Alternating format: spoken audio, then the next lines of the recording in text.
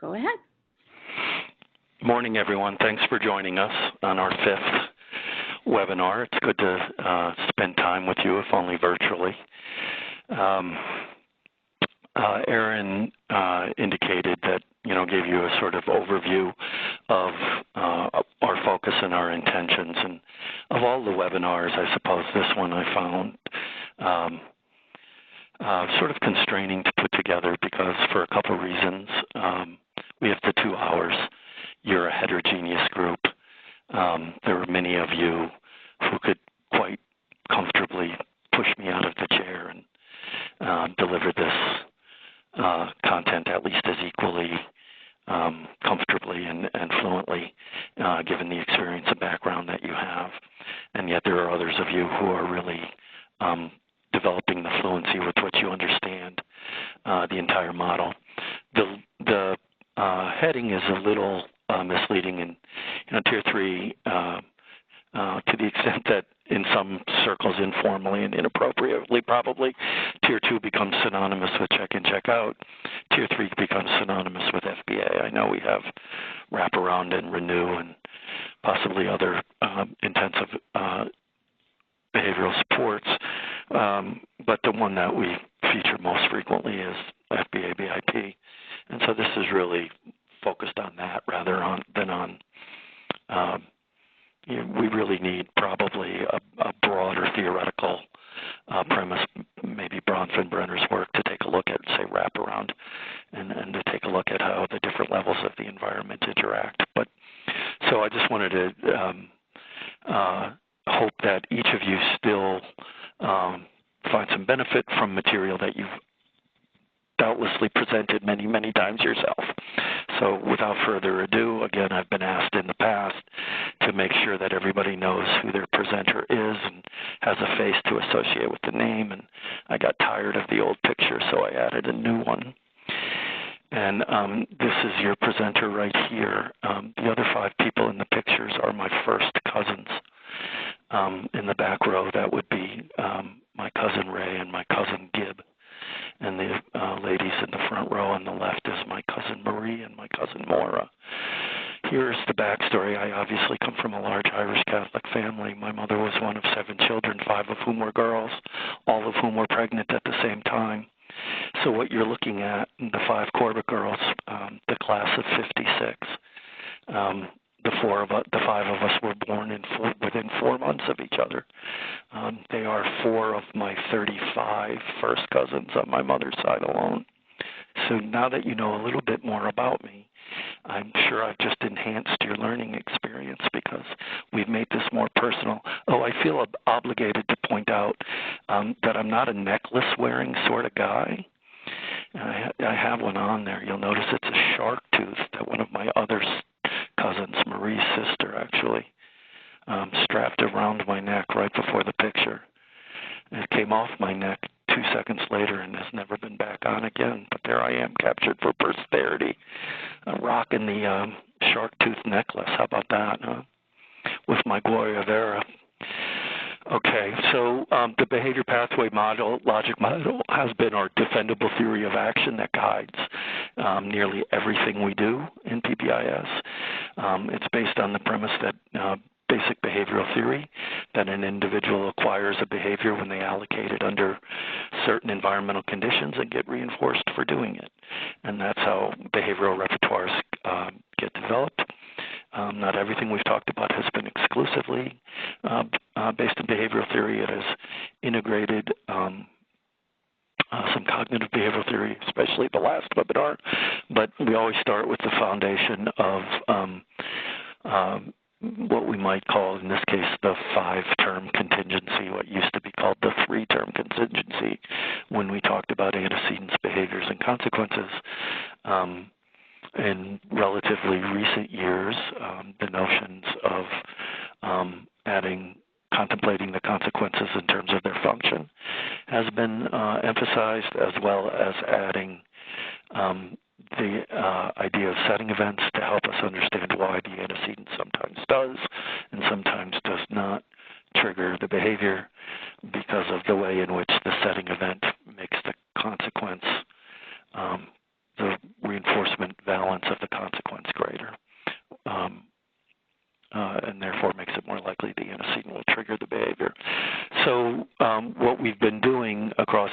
three tiers is making explicit the extent to which this defendable theory of action is in fact present.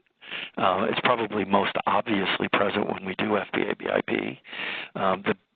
When we conduct an FBA, it's actually an inquiry into identifying these component parts of our theory. It's less clear that this theory is, for instance, the bedrock for check in, check out, but I hope our previous discussions have illuminated how it is. I'll review that very quickly. And the same theory is the bedrock of classroom and school-wide behavioral supports, and it's just our challenge to deconstruct those supports into these component parts so that we can think about them fluently in a theoretically sound way. Because it is, in fact, when we review the empirical literature, it is this very theory that's being tested through research. That was meant to highlight our defendable theory of action. So what we've been doing in these webinars is taking a look at how the behavioral pathway, our defendable theory of action, is in fact present from top to bottom within the triangle of supports that we call either multi-tiered systems of supports or PBIS. And our charge has been to make explicit the ways in which our defendable theory of action are in fact present from top to bottom in the model. And the ways in which our behavioral theory does in fact manifest itself at all three tiers or across the spectrum of supports that we provide in this model is that in all three tiers we focus on the teaching of behavior. We look at setting events and antecedents via prevention strategies. We manipulate consequences to respectively reinforce desired behavior, minimize reinforcement for undesirable behavior through extinction. And then I put a little fly in the ointment by adding the term suppression because suppression techniques might be thought to be synonymous with a phrase, the phrase that must go unspoken, aversive consequences. But the reality is several behavior suppression techniques are in fact evidence-based best practices, and despite the fact that we call it positive behavioral interventions and supports, we still can and should at times include behavioral suppression techniques into our interventions. Sometimes it's not enough to simply withhold reinforcement for a troubling behavior, but to instead provide some uncomfortable consequences for the individual that decreases the likelihood they'll choose to engage in those things again. So folks who might feel uncomfortable with that, I think we need to realize that are we asking teachers to never scold students? Because scolding students is, in fact, ostensibly anyway, a behavior suppression technique meant to decrease the likelihood the student will engage in the behavior. Of course, we're all probably aware that scolding frequently acts in just the opposite way, as an inadvertent form of reinforcement for behavior. But nonetheless, it's intended to be a behavior suppression technique. Office discipline referrals are, in fact, a hallmark of PBIS, and in fact, they are a behavior suppression technique. By referring a student to the office, something is supposed to happen that reduces the likelihood you'll have to send the student to the office again for the same or similar behaviors. So we certainly have infused within the model behavior suppression techniques. Well, you can see a few examples of them are timeout and response costs. Timeout being, I've actually been in schools where it's outlawed, not because people have a moral aversion to it, but because it gets misused, in fact, ends up being implemented as negative reinforcement instead of timeout. But we could kill 30 minutes talking about that too. So you'll recall that we deconstructed Tier 1 into the components of Tier 1 that might be thought of as setting event strategies and antecedent strategies that together formulate our preventive strategies. We talked about explicit instruction in desired behaviors, and that is in fact a very well articulated instructional practice that is based on an evidence-based approach to teaching anything, in this case social behavior, but explicit instruction is an empirically supported approach to teaching explicit behaviors or specific behaviors. And then we deconstructed Tier 1 into those aspects of it that serve to reinforce desired behavior, and those aspects that serve as a form of extinction and correction for undesirable behavior. And you'll notice there's no, I suppose if any of you work with schools where their data system is so well developed that they're actually reliably and validly tracking minor behavioral violations, and they have a rule that 5 or 6 or some number of minors constitute an ODR, we might put that in there as a behavior suppression technique at the consequence level. And then in one of the other webinars, we unpack check and check out to demonstrate the extent to which it too has preventive strategies, teaching strategies, and consequence strategies. I'm not going to go through what all of the deconstruction is that we had it. I'm just sort of building the momentum for what we're doing today, which is to look at replicating that approach that we've been following for understanding and really looking at how theory manifests itself in both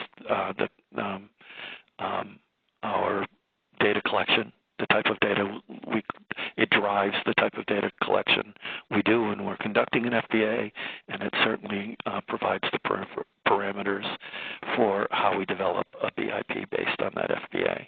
And so the intention of this webinar is simply to make it explicit in how we do those things. And again, for some of you, this will be very helpful in clarifying you're thinking about these things, I hope. And for others of you, hopefully there'll be some small thing that you're able to take away and extend your own learning. All right, so in developing the BIP, we work across what might appropriately be called the 5-term contingency.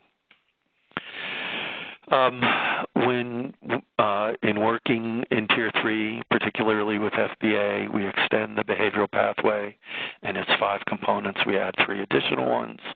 I'm not going to spend a lot of time on this. I just want to be clear that we add the ideas of the problem behavior to the problem behavior, the temporary replacement behavior, sometimes also called the alternative behavior.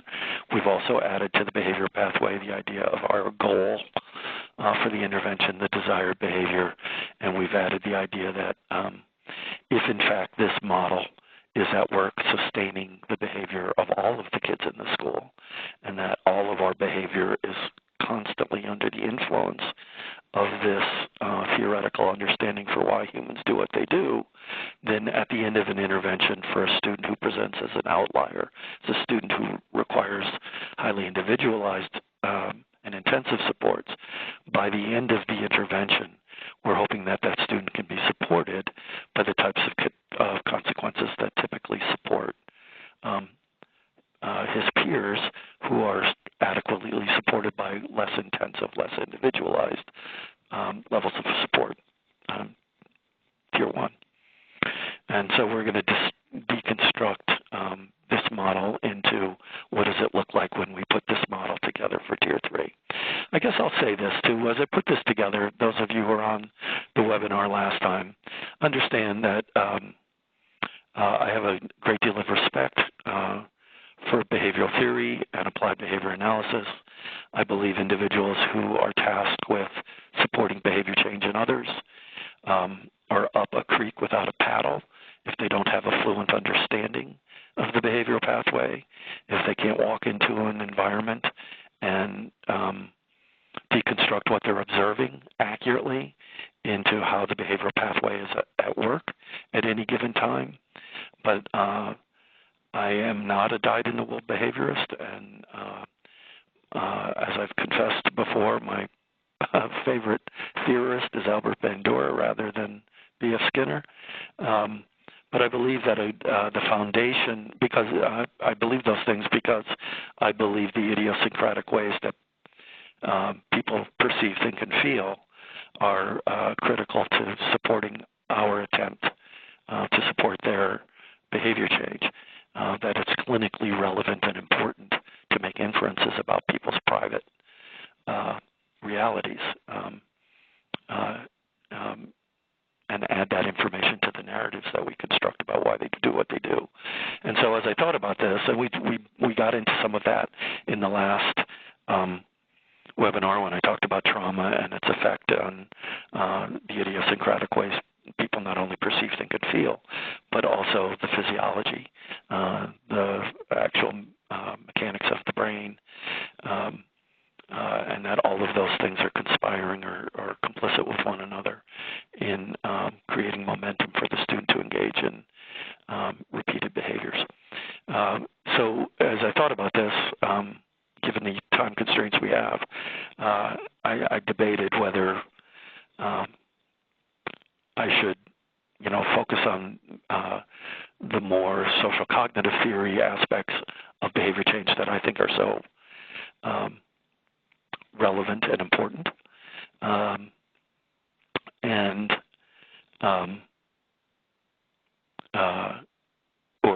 stick to a straighter line, literally and figuratively, of the behavioral pathway, and I chose the latter. But I would like you to think for a moment of a student who you've known well, who has displayed extreme challenging behavior, had developed some topography of behavior that was perceived by others as highly troubling and intrusive and toxic, and due to its frequency, duration, or intensity, identified that student as an outlier among his or her peers. Think about that student. And I'd like you to ask yourself, are we going to alter the trajectory of that student's life by altering one discrete behavior at a time, as this model is designed to do? Again, I think it's critical to employ this model because of my bias towards the importance of interpersonal relationships. I think we need to extend our thinking beyond that. But in this webinar, I'm sticking pretty strictly to the behavioral pathway. If you're interested in the other topic, Aaron will guarantee that I'm capable of prattling on about it ad nauseum. I'd love to talk to you more about it and the implications for sustaining relationships in school and the type of work that takes, and the difference between focus on discrete behavior change versus a focus on behavior change in the context of negotiating reciprocally rewarding relationships, mutually rewarding relationships with students who present toxic behavior. So I made that editorial decision to other than the last 5 minutes, to not go into that stuff in this presentation. So we're going to make problem behaviors irrelevant. We're going to do two things to do that. This model, coming to life theoretically, says we need to remove the triggers for the identified troubling behavior. And when we do remove those triggers from the environment, the learner, the individual, never encounters the environmental conditions in which the troubling behavior is functional. So they never face circumstances which they choose to allocate the behavior. And we do that by removing the triggers. In their place, we replace the triggers for the troubling behavior with all kinds of environmental cues instead for the replacement behavior. Getting somebody who's highly fluent at a problem behavior and has been doing it for a long time and do it with they're so fluent at it, they do it without engaging working memory.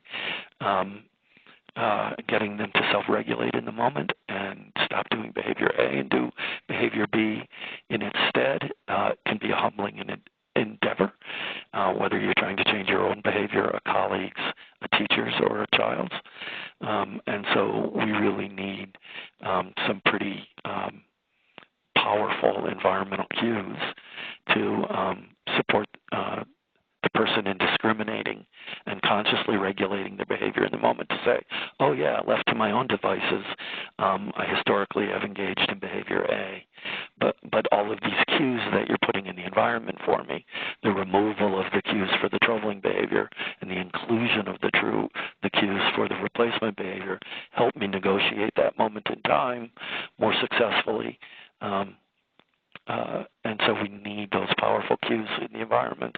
And there's a considerable amount of research that says even when they are not there, without us highlighting them and supporting them and drawing the student's attention to them, they still might not recognize them in the environment. It's one of the reasons that I like to say of my own behavior change as I've reflected upon this theory, and I've thought about how it applies to my own behavior and my own habits, and I've made commitments to say, I have a habit of behaving this way under these circumstances. I'm not entirely happy with that, and I make a mental note to myself, and I create a cohesive narrative in my head about the conditions under which the behavior happens, what I've been doing, and what the effect is. And I think to myself, I don't want that cohesive narrative anymore. I'm going to change it by changing my behavior. I can actually be consciously aware in the moment that the opportunity to change is presenting itself to me, and then not change. The moment unfolds in a way where instead of engaging the new, more challenging to implement acquisition behavior, I instead retreat back to the comfort of a well-worn, well-practiced, highly fluent behavior. That moment in time, that split second where I make that, that split second that Nike has boiled down to just do it. All right? That's what it comes down to. We are going to fill time with behavior. Which ones? Right? That split second where we make the decision.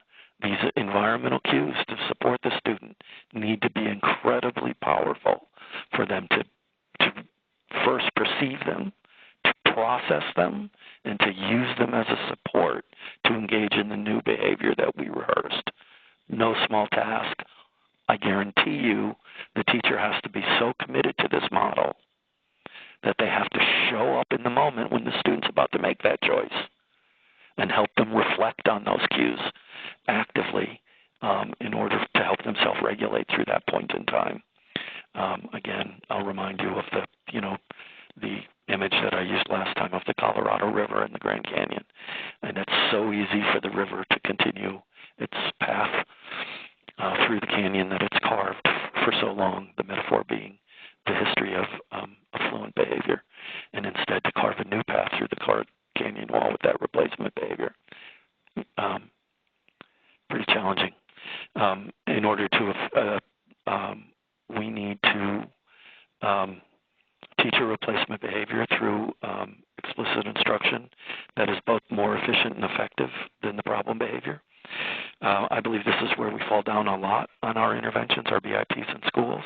For our students, they are highly fluent at the behaviors in which they engage that we identify as troubling. It requires very little psychological and physical energy for them to do them because they are so well practiced at them. They are, in fact, habits of mind, habits of behavior. And so to find a replacement behavior that can be more efficient than this incredibly highly polished, troubling behavior that the student has perfected over years of use, and instead ask them to abandon that behavior that is very efficient for them because they're so well practiced at it, and instead choose a behavior that they are in the acquisition phase rather than the mastery phase of learning is a challenge. To find something that can really compete. And I believe in schools, we sometimes struggle with that reality.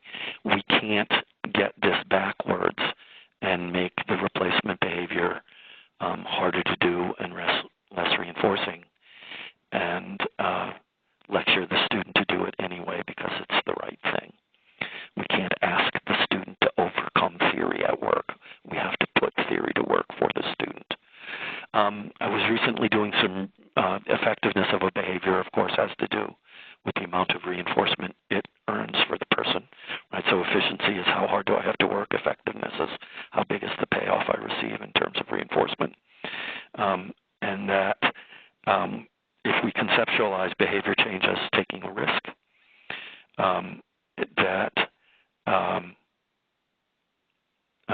when in order to entice someone to forgo the familiar and instead take a risk into the unknown and do something different, the potential payoff for taking that risk needs to be 2 times, at least 2 times, as reinforcing as the reinforcement they're getting for the historic option, in this case, the troubling behavior.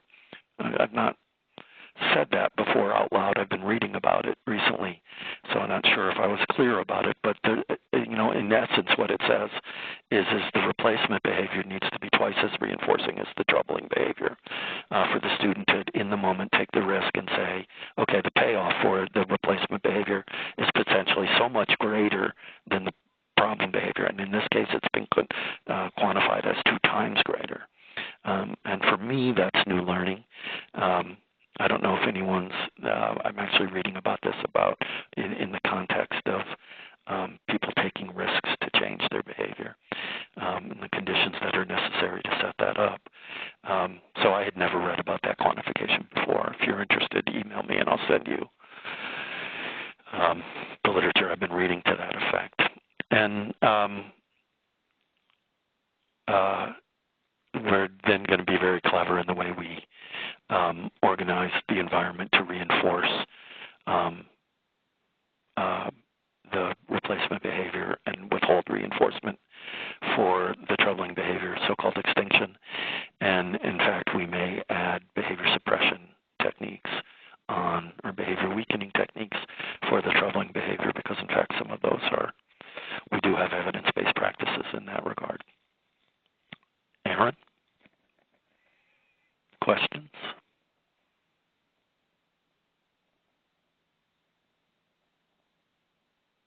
Oh my gosh, are you guys there?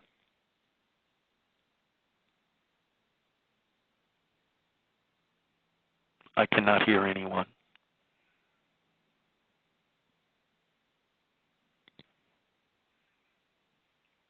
My goodness. I'm sorry.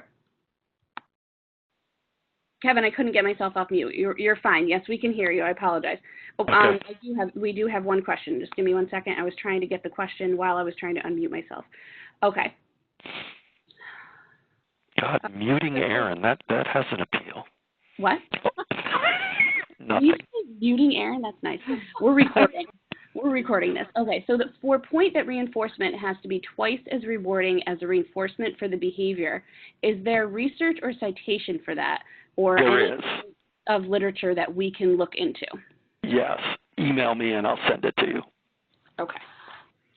So I will email you that question after the call, and then we can send it out. I mean, it's always been a given that the replacement behavior, the desired behavior, has to be more reinforcing than the troubling behavior for the theory to work. I've just never heard it quantified. I'd never read specifically at least twice as reinforcing before. And this is sort of a tangential literature I've been reading, not necessarily in the education field. But it applies. It's not so different that we're still talking about behavior change. So yes, I would happily send that.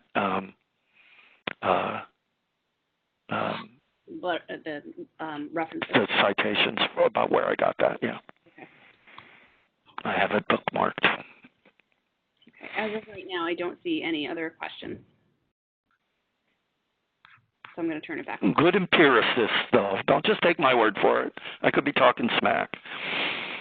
All right, and so this is the model that we use to begin to build our interventions. And of course, we always start with teaching the replacement behavior, and in teaching the replacement behavior, we're going to teach a so-called FERB, a functionally equivalent replacement behavior.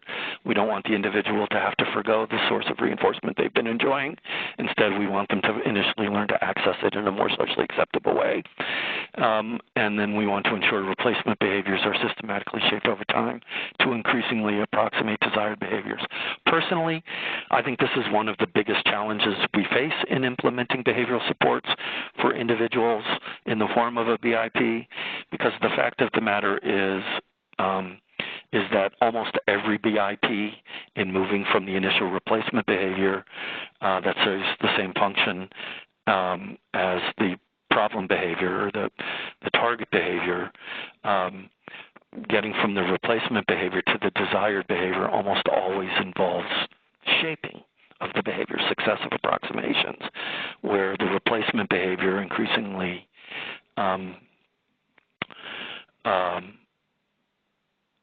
resembles the desired behavior.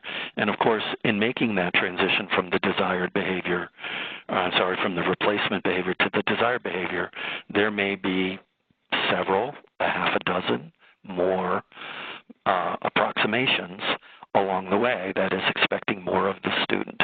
And that as we make that transition from first encouraging the student to abandon engaging in the troubling behavior and reliably, consistently choosing abandon the target behavior and reliably and consistently choose the replacement behavior, that initial step in the process is needs to be very quickly followed up with I can think of no instances when you jump immediately from the replacement behavior to this desired behavior. And that as we make the transition from the replacement behavior to the desired behavior, we are going to systematically tweak the intervention across all four columns, all right? Hopefully just one part at a time, so that we don't have confounds about whether the changes, whether any changes in behavior are related to. But we may dismantle some of the intervention supports we put in place. We may pre-correct less often. We may thin the schedule of reinforcement at the back end as we start to approach. And this is where things get complicated, right? I know that you work with schools who struggle to do FBAs in a theoretically sound way that really leads to a summary statement that theoretically explains behavior in a theoretically sound way that's accurate to that for that individual student, and then let alone have capacity in the school to take that well-conducted FBA and convert it into a comprehensive multi-component BIP. And but that BIP then just becomes the first iteration of the BIP, because by the time we get from the replacement to the desired behavior, we will have dismantled all of the artificial supports that we put in place. We will have gradually replaced artificial reinforcement with naturally socially occurring reinforcement. We will have thinned the schedule over time.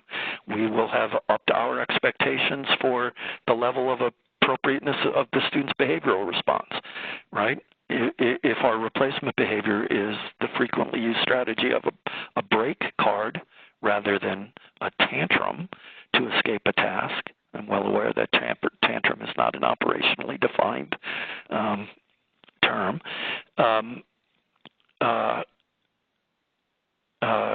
We can't just have the student using the break card. They have to use it less frequently, and then they have to use it not at all, and then they have to use something when they need to stop, something that's more natural and typical of what other kids would do who need to stop, right? So the whole idea of, getting that a BIP is a living, breathing document that changes over time based on the stability of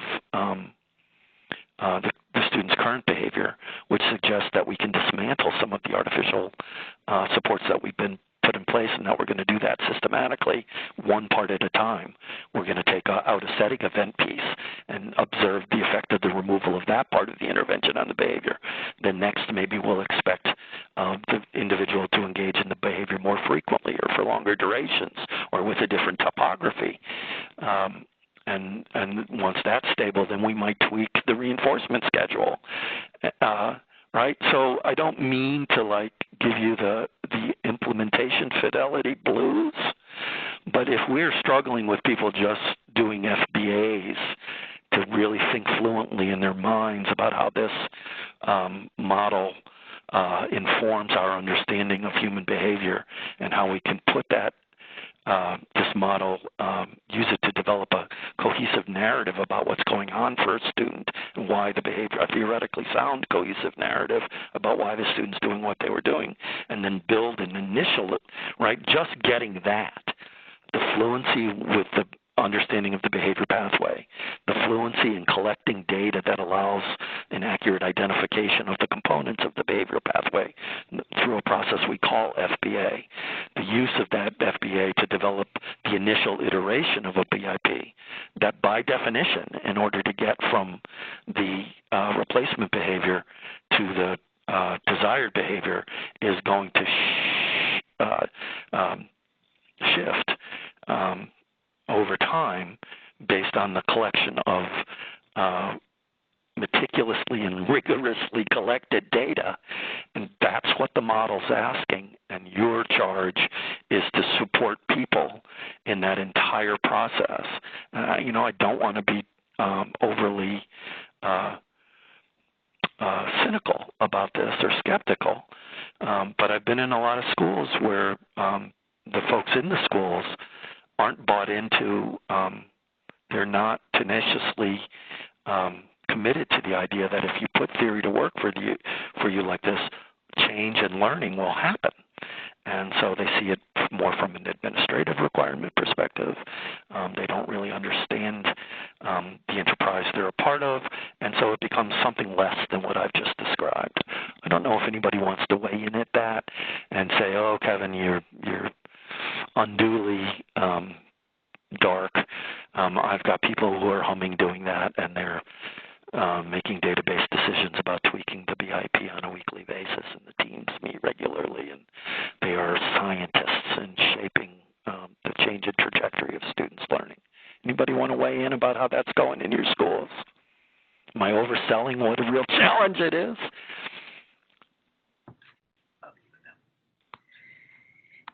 I think it would be helpful too, Kevin, if the behavior specialists who are meeting with people or taking this call with other people, if they can have a quick conversation with their colleague about what aspects of this are the most difficult to implement, where they see challenges and where they see areas that maybe are a little bit easier. And certainly you can add that to the chat box if you would like to, but just to start thinking about integration.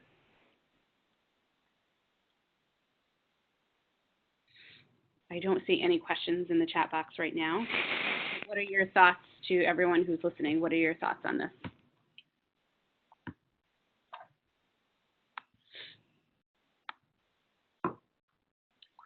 And cricket. Okay. All right, I guess I just, I know. Okay. Let me just click. It's actually to everyone. So from Tracy and Darcy, teachers and school staff do not think this way. The biggest challenge is for us to get them the time to train the entire staff. And then someone else mentioned, I think it's tough for folks to give kids what they need, such as the replacement behaviors. And then what you're saying is true. It's hard to get some districts to even look at the BIP more often than at an annual review. Yeah, that's what I was. Thank you for those of you participating. I appreciate it. Right. So, I mean, and your comments constitute what's known in the field as the gap between what we know and what we do. And, on one hand, given I'm a university type, I could sit up here in my ivory tower and look down my nose and wonder why practitioners don't implement best practice that scholars have so assiduously and thanklessly identified for them. And on the other hand, I think what's more fair is to say, what are the difference in environmental realities between a scholar's life and a practitioner's life? And, the unitary focus of a scholar and versus real-life conditions on the ground in a school, and given everything that's on everybody's plate, I don't think there are any bad guys here. But when we think about, I just think we need to be honest with ourselves about the daunting depth and breadth of the enterprise that we're undertaking when we talk about a BIP, or FDA and BIP, putting this theory to work for us. So there are a few more comments in the chat. One is the most challenging aspect seems to be the replacement behaviors, buy-in and in its continuity of support. And the other one, which was out to everyone, I find it's almost always a resource issue or perception of a resource issue. There isn't enough time for training. It's too difficult to reinforce replacement behaviors every time they occur when trying to teach all the other students, etc. Right. So I guess my response to some of those are we serious about changing behavioral trajectories, or are we not? You know, and, you know, I've had that same conversation with any intensive individualized intervention. You know, with one of the individuals in a school here in New York that was recognized frequently for the fidelity of implementation of tiers 1 and 2. When we talked about implementing tier 3 and we talked about their struggles to implement with fidelity, I asked them whether flat out do they want to, and they said, it's like asking me, do I want to cure cancer? Of course I do. But, and it's that but that I guess the other thing that I would want to point out, and I haven't said this in a while, and I've never, I think some folks out in Arizona are actually doing research in this area, but I've had in my head this idea of writing a paper, right? You all know that I frequently say children don't fail. If all children can learn, then children don't fail. Interventions fail children. Somehow we're trying to teach them the wrong thing in the wrong way if they're not making progress, because all children can learn, right? So, and then I go a step further and say teachers don't fail, systems fail teachers, that we put teachers in a situation that makes it difficult for them to be successful because of resources and training and time and the challenges. So I understand that. But in my mind, I also, when I listen to the comments that Erin just read that you all shared, I also think this. It's a paper I've had in my head for a while. It is functional behavioral assessment of a teacher's failure to implement a BIP with integrity, right? That we can put the teacher's behavior on the pathway too, and we can identify the environmental conditions that led to the teacher to implement B minus, you know, not the intervention, instead of B plus, the intervention, right? And why, you know, that teachers need the theory leveraged for them in precisely the same way that the students need the theory leveraged for them if we are to expect teachers' behavior to change. So left to their own devices, teachers too have developed some highly fluent behaviors. And the intervention calls for the teacher to abandon their fluent behavior in exchange for something that's new and different to them. So it's the exact same challenge that we just talked about for the child when we ask a teacher to change in the moment, right? And that we need to get the environmental conditions correct that support the teacher and send the cues and reinforce them for doing it. We need a BIP for the teachers. For anybody's behavior, right? If we need to leverage the theory in the same way for the teachers as we do for the students. And this I want to go through very quickly because I did it a month ago on webinar 4 when we talked about replacement behaviors. I just want to emphasize, you know, in this iteration that I've been working on for, and this, you know, this includes lots of people's work, but the idea that I think I could have stolen, you know, I have a story that I tell about being on a basketball court, being an old guy on the basketball court, and how somebody else who I was playing identified me during the game as the old guy. All right, and I told that story for a laugh many times several times in front of my brother, and my brother now tells the story as if it's his story, and it happened to him. Right, so I want to be clear here that I may be like just completely imitating somebody else's work here in this presentation of teaching replacement behaviors and presenting it as sort of my own packaging of it. And you might say, oh, Kevin, get over it. Those are Tim Lewis's slides, or that's George Sagai's slide. In my head, it's my own articulation of this process. But there's 3 stages, and the first is orient the student in getting their commitment, and it involves a number of steps. And then there's engaging in the modeling, the guided practice, and the independent practice, using examples and non-examples, the explicit instruction piece of it. And then there's the preparing for generalization and maintenance, so that the learning doesn't get left in the teaching environment and has some chance to generalize across setting and time. Generalization, of course, across time being also called maintenance, right? And so that there are a variety of things that we need to do, and that anybody who's charged with explicitly teaching the replacement behavior needs to assiduously adhere to each of these steps. And then whether or not they are the person who will be present in the moment for the student to support their use of the replacement behavior, right? This is all priming the pump for that moment in the time when the child has to choose the replacement behavior instead of the troubling behavior. And the person who does this instruction may or may not be the person who's present in the moment to provide that executive function support, that self-regulatory support to choose a new behavior instead of the same old mess. Then if it's 2 different people, it raises another whole issue of collaboration, so that anyone who's present for the student, this gets particularly difficult in middle schools and high schools where the child is shared across so many adults. But in elementary schools, even, is it the TA, is it the teacher, is it the PE teacher, is it a related service provider who's present when the student needs that behavioral support in the moment? What good old, oh my gosh, I'm having a senior moment. What I can think of the term emotional first aid. Fritz Radel, what Fritz Radel called emotional first aid, cognitive first aid, behavioral first aid, to be present in the moment in order to support the generalization and maintenance of what was learned during instruction. Again, I went through this bullet by bullet last month. I'm not going to do it again. I just want to emphasize that in my experience, practitioners hothouse, short change, what other phrase can I come up with?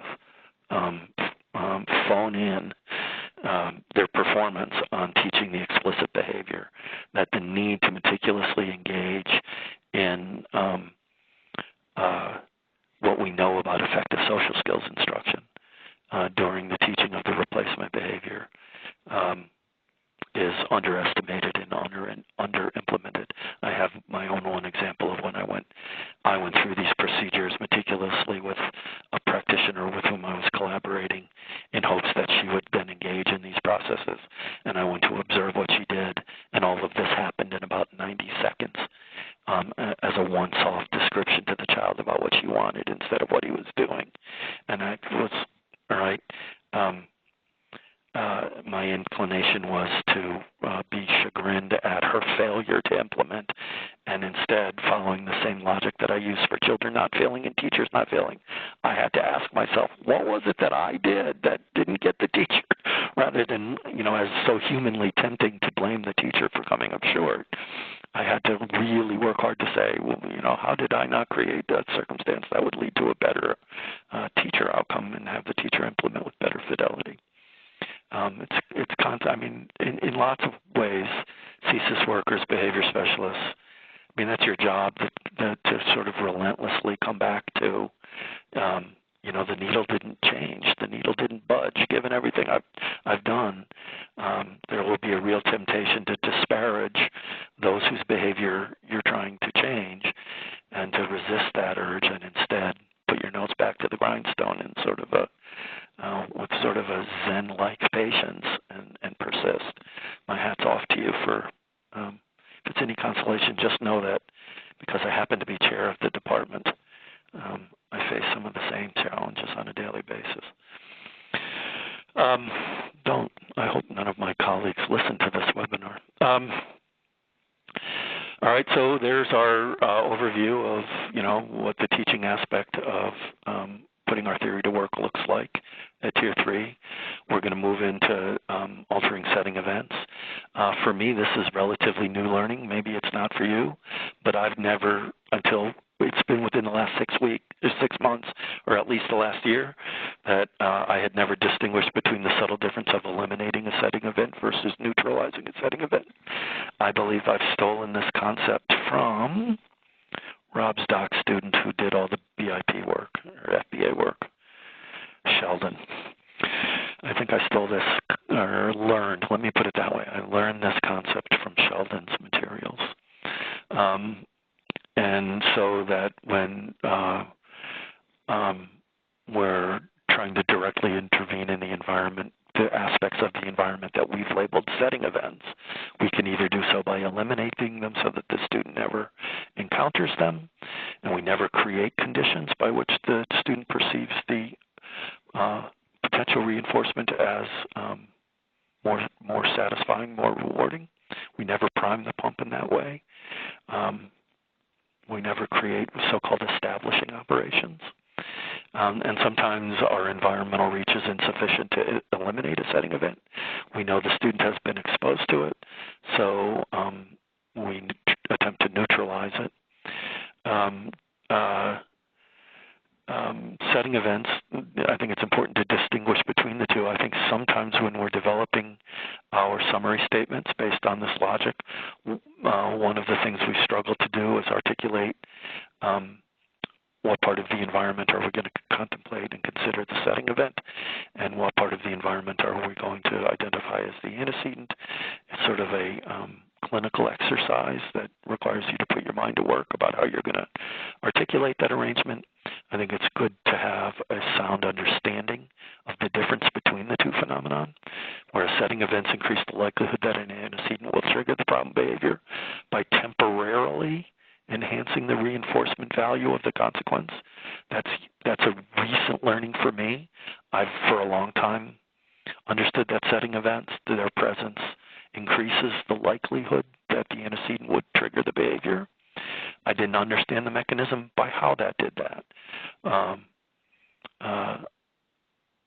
Setting events can be either establishing operations that make it more likely the individual will respond to the antecedent because they anticipate the consequence will be especially reinforcing under these conditions. An example might be if I fail to follow the directions Jones gives, I will get into a good argument with Jones, and I will find that argument incredibly reinforcing. All right, so the fact that it's Jones who's giving the directive being the antecedent, is the setting event that makes it more likelihood that I will become argumentative.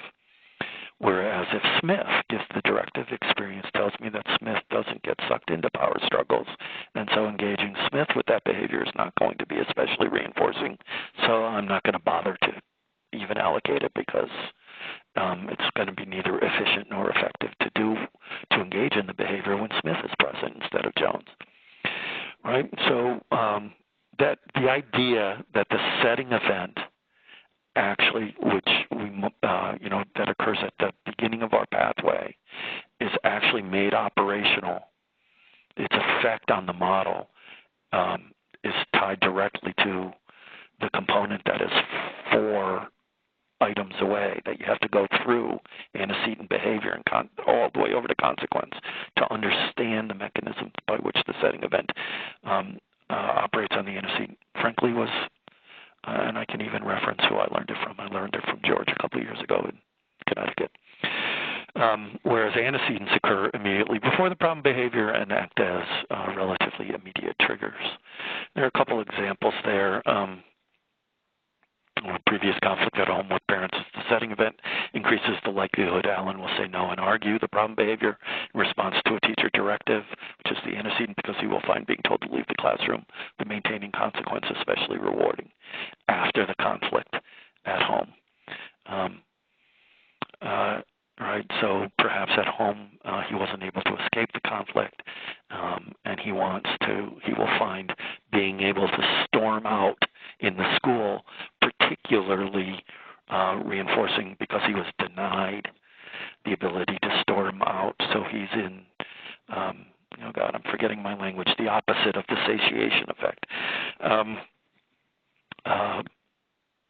It's a P word, and I can't remember what it is. All right, and so the pump has been primed in that way. Example 2, independency where tasks more than 5 minutes in length is the setting event. Increase the likelihood Jamal will complain about work, knock papers from his desk, and leave his area. The problem behaviors in response to the explicit direction to work quietly, the antecedent, because he will find teacher redirection, encouragement, and assistance with work. The maintaining consequences, especially deprivation state. It was a D word, not a B word. It's the deprivation state, right? So in both of those cases, the student was placed into the deprivation state of, in the first example, they had to forgo storming out and the satisfaction of escaping the conflict at home. So they recreate the conflict at school and are able then to feed that need that they were deprived of in the initial instance at home. And in the seat work task, the student has been deprived of teacher attention for a longer period of time than they're accustomed to going without. They get that gnawing feeling in them that I need a little teacher time. My most efficient and effective behavior to get individualized teacher attention is to misbehave instead of behave. And so I engage in these behaviors, and the teacher reliably comes and gives me that which I've been missing. So I think it's important to think about the satiation state in which the reinforcement loses its appeal because I'm sated, and the deprivation state, which the reinforcement becomes particularly compelling because I've been deprived of it, and so access to it will be especially rewarding. I don't think that setting events are only operational in the deprivation state. There are other mechanisms, other ways in which setting events can influence how the behavioral pathway unfolds, but the deprivation state is one of the ways it frequently does. So the difference between eliminating and neutralizing setting events, if we're intervening in our BIP and we're going to eliminate the presence of the setting event, we're going to intervene immediately at the setting event, whereas if we're neutralizing it, the setting event has already occurred, but we're interrupting the relationship between the setting event and the antecedent. So we engage the student prior to the setting event having the opportunity to make operational the antecedent. Thoughts, observations, questions?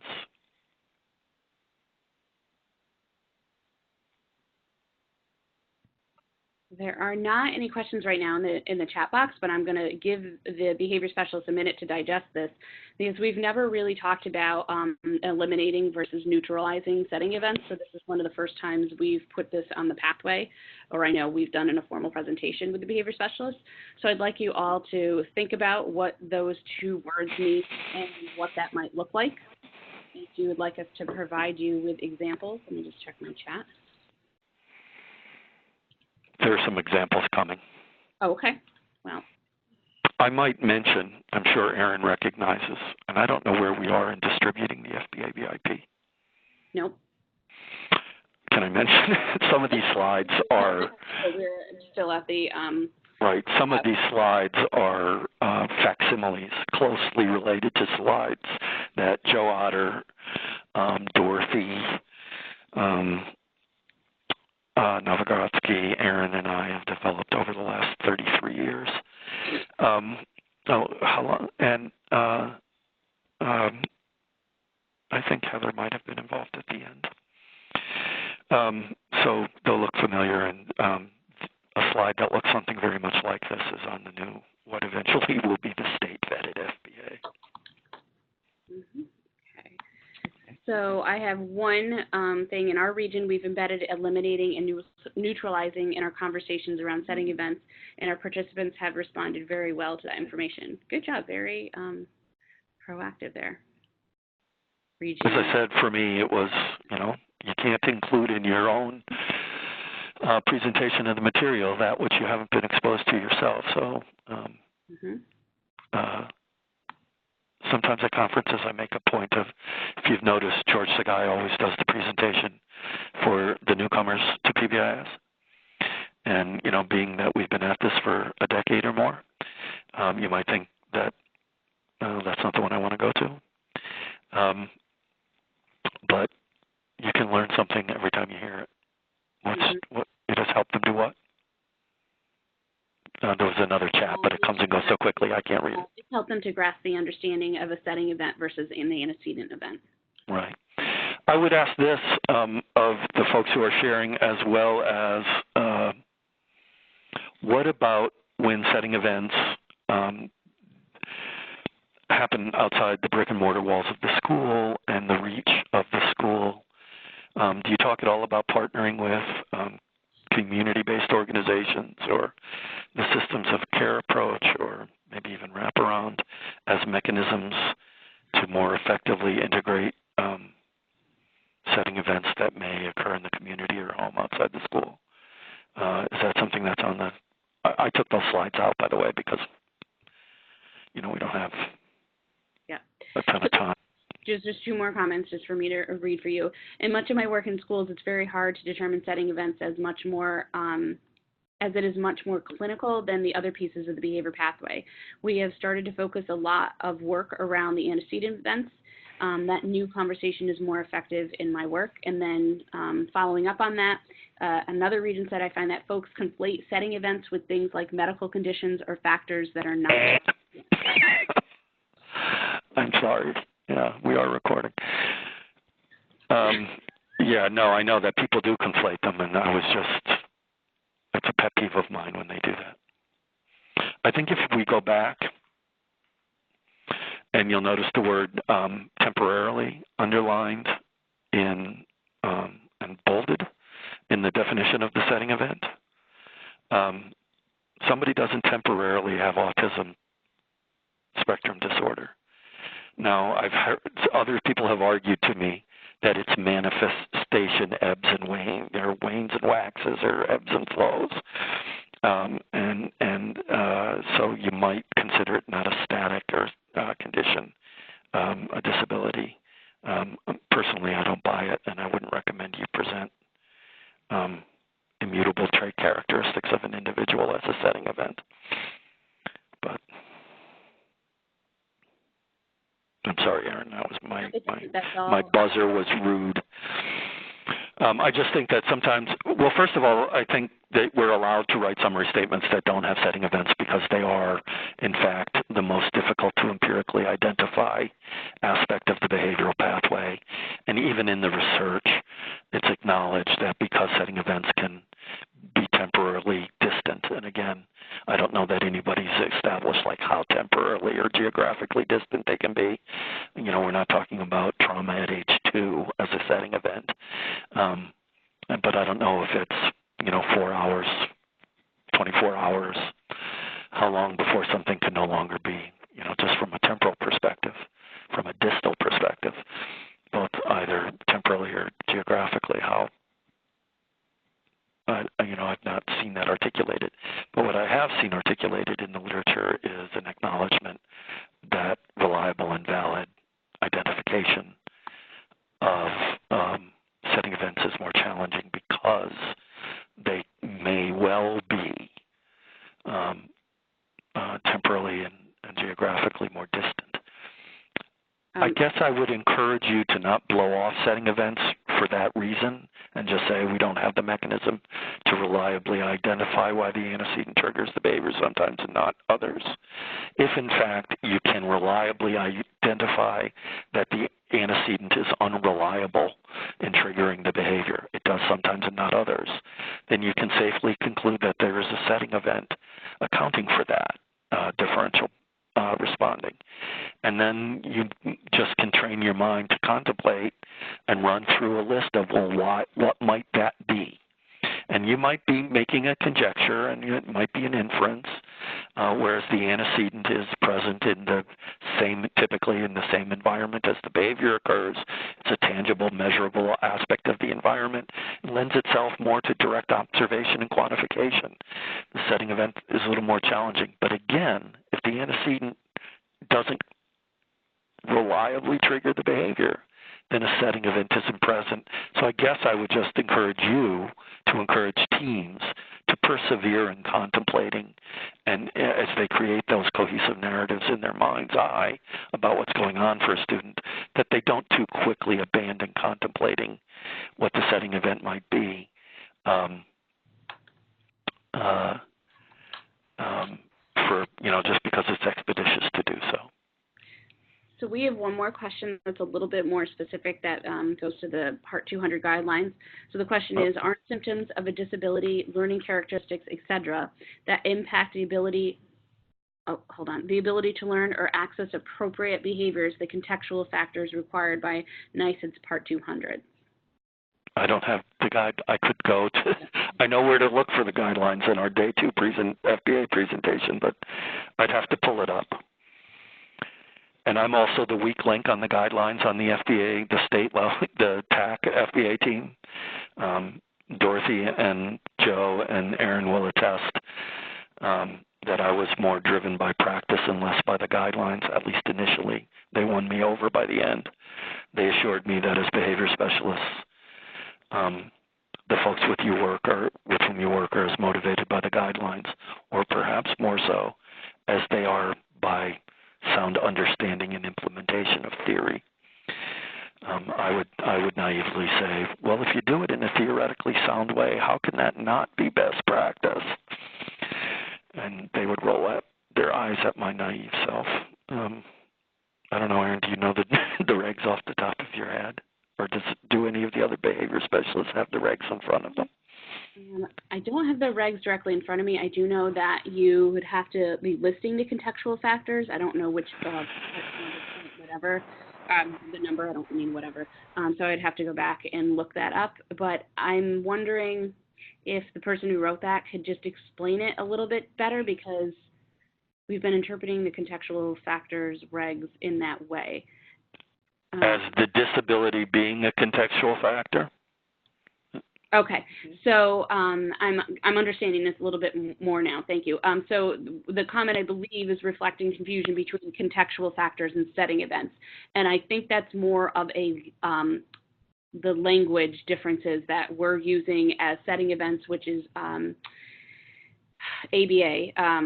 and contextual factors, which is in the policy and regulations. So let me get some just clarification on that, because those are factors that you would need to list your setting events, but I believe it's right now the confusion of the language and what the Part 200 guidelines are asking for and what we're looking at when we're using the behavior pathway. Recall, too, that there have been previous disconnects between recommended best practice from the field, from the scholarship within the field, and then what got memorialized within the regs. You'll recall that Pat Geary had to come to us and clarify some of the regs. At some point, I think one of the regs indicates that you need to document the intensity, duration, and frequency of the BIP, or that you need to document the duration, frequency, and I could be misremembering, but I know that what it said in the reg was impractical, and there were lots of questions about it.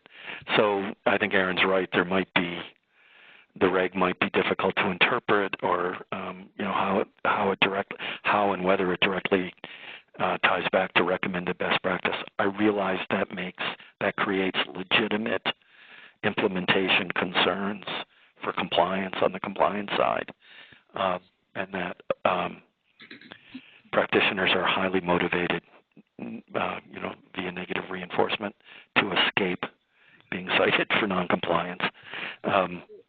So what I'll do, Kevin, is because that is actually something that the FBA, BIP, and Progress Monitoring Work Group at the state level is looking into, because we know that that's what CEQA is going in when they're pulling FBAs and BIPs. They're looking for that compliance with the Part 200 guidelines, and if, what we're doing is following the science of behavior, and if there's language, regulatory language that could lead us to think something different, we do need some clarification on that. So the group is looking into it. I do have another question here, or a comment, more of a comment. I think we can all use a little more instruction around the connection between setting events and reinforcement values of consequences. And then the question is also how deprivation, states, and satiation play into it. So I can repeat that if you'd like me to. I think we can all use more instruction around the connection between setting events and reinforcement value of consequences. Also, how deprivation, states, and satiation play into it. Is that another? No, I think it's a good, I can tell you that for myself, who's been living with this stuff for a long time, my own thinking clarified and probably could continue to clarify on those very issues that, it's a very well stated question. And relatively recently, I certainly understood the basics of component parts of the behavioral pathway, and could, offer a definition for each of the noun components, and also could cite the verbs that connect the noun components. Setting events operate on antecedents. Antecedents trigger behavior. Behavior elicits consequences. Consequences infer functions. No, they imply functions. We infer. But digging deeper into that and understanding how that happens was relatively new learning for me too. Sometimes a BIP might include actually creating the deprivation state in order to enhance motivation. So I think it would be worthwhile too. I just don't know through what mechanism. Like at a statewide, you mean? Something like that? We could certainly take that on. Yeah, it's definitely an area I think we can go deeper into and speak more about it, but it's definitely an area that we haven't talked a lot about. And I can see where there would be some confusion and the need to go deeper into the theories. Other questions right now. Okay. All right, so by way of examples, we have a summary statement here that resulted from an FBA when directed to write in his daily journal in first period. That would be your antecedent. Sam complains verbally, crumbles the paper, and curls up on the floor. That's your well-designed, operationally defined behavior. If teachers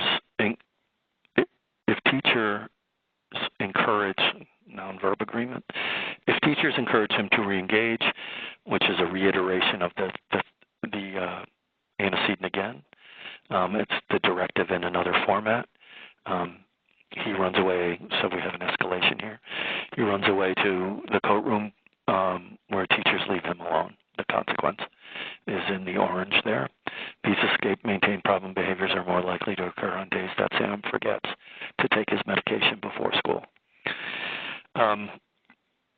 Right, and so the intervention would be Sam's team members, including his parents, have decided that Sam will go to the school's nurse's office before each morning to take his meds. By ensuring that Sam takes his medication, the teams will be eliminating the setting event. My own personal experience with that as a practitioner, by the way, particularly, there are a subset of kids on medication with whom I've worked that it would have been criminal malpractice not to have them on medication. They were so motor-driven, a victim of their own attentional deficits, that not providing them with psychopharmacological support would have been cruel. And in the instances with those, and I'm well aware that we probably overprescribe meds, and oftentimes meds are seen as a way to escape having to do environmental accommodations. But for those few youngsters, that compromise, it's a nice example, but the compromise means that the medication takes its therapeutic effect far later in the child's school day than had he taken them at home. So you're always balancing that. It's not, I'm just sort of confusing it, the teachable moment of the example, with my real life experience of youngsters who really needed their medication in order to be able to function successfully at school. It was, 6 of one, half dozen of the other. Do we want to give it at school so that it's given consistently? But in doing so, we delay its therapeutic effect for an hour or two of the school day? Or do we want the child to have it at 8 a.m. in the morning, but risk having him have it intermittently instead of consistently? It was a challenge we sometimes encountered. An example for neutralizing routines when given a directive to begin work on independent academic tasks. That would be your antecedent. Ramona places her head on her desk and refuses to begin work. And that would be your behavior until teachers ask her what is wrong and encourage her to get started. That would be your consequence. This teacher attention maintain problem behavior is more likely to occur on days when she has been teased on the bus on the way to school. Needs a little editing. There's your setting event. Ramona's team has decided that she'd get a little check-in action in the morning, do a little triage to see if she's ready to begin her day, or if she has to drain off any of her frustration and her feelings about what happened to her on the bus. And the purpose of this routine is to neutralize the effect by putting an intervention between the setting event.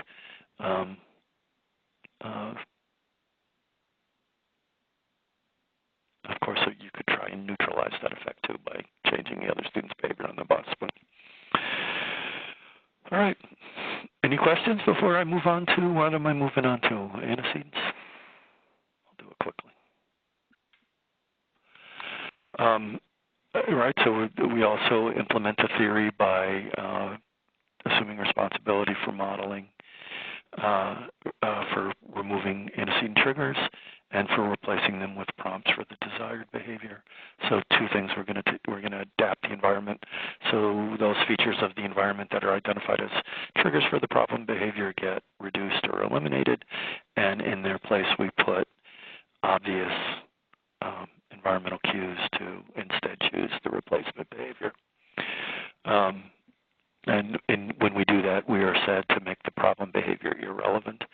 Irrelevant is a word you usually often hear in tandem with the effectiveness and efficiency language that we used earlier, right? That we're trying to accomplish all of those things, make the behavior make the problem behavior irrelevant, make the problem behavior inefficient, make the problem behavior ineffective through our BITs. I think we've gone through that. Here's a chef's list of the types of accommodations. I'd like to say a bit. I think you're all probably pretty well versed in the importance of making expectations explicit through direct instruction. Talking the talk that we break down our school day into routines, teach those routines and the behavioral expectations for each of those routines. And our expectations might revolve around what are our expectations for movement and talking and participating and completing the task and requesting help. And that we make all that explicit in our own mind's eye first, and that we teach students. So I think through explicit instruction to share that same vision in their mind's eye. And that's talking in the talk, and then we walk the walk through our use of 4-to-1 reinforcement and a non-reinforcing correction procedure when kids come up short. That in itself, Brandy Simonson has made a career out of publishing studies that look at just small parts of that. I think she has 2 papers, one on opportunities to respond and supporting teachers' behavior change, and not to opportunities to respond, just one discrete behavior change for a teacher. And I think the other is the use of affirmation and reinforcement. I think those are the 2 papers. And in both instances, she used the cognitive behavioral intervention for the teacher, self-monitoring, just for one discrete behavior for the teacher. And I've read the articles recently, and there's some good stuff in the results, but they are equivocal. Some of the teachers' behavior didn't change much at all. I think the most challenging thing we ask students to do, and I would ask the behavior specialists who are listening to weigh in on this too, given your behavior specialists, whereas I think the CSIS folks have both academic and behavioral support on their plate. But the reality is, and it's an empirical reality, there have been, I can think of at least 2 studies with which I'm familiar. One looked at the intersection of curriculum-based assessment and functional-based assessment and identified that in more than 80% of the students they looked at, students had curriculum-based assessment indicated that students had not mastered the necessary prerequisites for the academic instruction they were currently being provided. That is, students are way too often in school asked to do work that's too hard for them, and that being asked to do work that's too hard for them is frequently a trigger for their misbehavior. Perfectly understandable. And so I think as behavior specialists, you then bump into the idea of, well, how do I support the teacher in teaching differently, not just managing differently, but teaching differently, because there is no real separation between teaching and management. They wrap around each other like the DNA helix.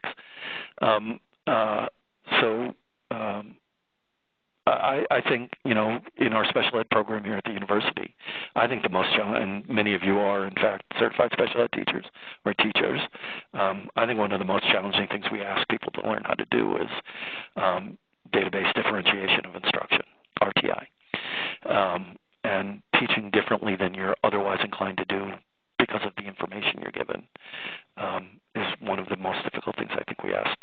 And it in and of itself is an enormously complex endeavor, and here it's being listed in simple bullet form as an antecedent intervention.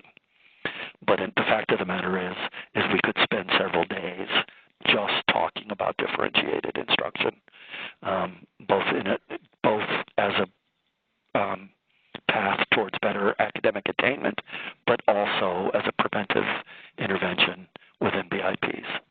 So I wonder what the behavior specialists experience, given officially your domain is not the shaping of academic interventions. But when it's clear to you that the manner in which instruction is being provided is, in fact, a trigger for troubling behavior, does it fall under your purview to shape instruction? So I'm going to let people reflect on that question, and please put your answers in the chat box so that we can see. But to back up just one little second, Kevin, we had one comment that says we try to push people to think functionally with respect to antecedent strategies and to avoid giving a laundry list of antecedent strategies without considering function. We tend to see a list of antecedents and then complaints that they are, in quotation marks, not working when they are not chosen with intention and based on function. Yeah, that's the next slide. Sorry. No, it's fine. It's an excellent point. Like I said, I knew there were people who could do this at least as well and perhaps better than I'm doing it, that we have a great deal of capacity, fluency, and experience in this group, and that we also have folks who are newer to it. So, but it's an excellent point, and I think I left it in. We certainly have that slide, and it's certainly in this state about the need to think functionally about the antecedent. Any comments? Yeah, there it is. There it is. Sorry, to think about with in response and reflection of academics.